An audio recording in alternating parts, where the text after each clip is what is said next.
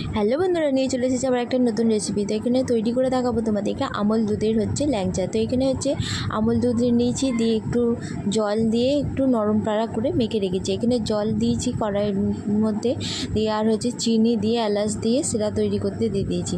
আর এখানে কড়াইতে তেল গরম করতে দিয়েছি। যে ল্যাংচাটা মেখে রেখেছিলাম ডোটা, সেটা ল্যাংচার আকারে তৈরি করে নিয়েছি। তো এখানে তেলেতে গরম তেলটা গরম করে ল্যাংচাগুলোকে ছেড়ে দেবো।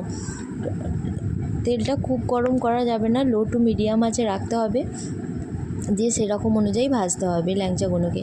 তো আমি এখানে দেখুন এক পিঠ লাল হয়ে গেছে, তার এক পিঠ উল্টে দিয়েছি ল্যাংচাগুলো।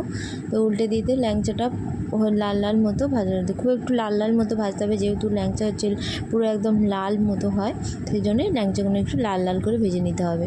তো এখানে আমি আর দুটো দিয়ে দিচ্ছি, আর যেগুলো ভাজা হয়ে গেছে সেইগুলো এবার আমি তুলে নেবো। তো এগুলো সব ভাজা হয়ে গেছে, আমি এবার ল্যাংচাগুলোকে তুলে নিচ্ছি। দেখুন ল্যাংচাগুলো পুরো একদম দোকানের ল্যাংচার মতো দেখতে হচ্ছে। তো এখানে যে শিরাটা তৈরি করে রেখেছিলাম, সেই শিরার মধ্যে ল্যাংচাগুলোকে আমি দিয়ে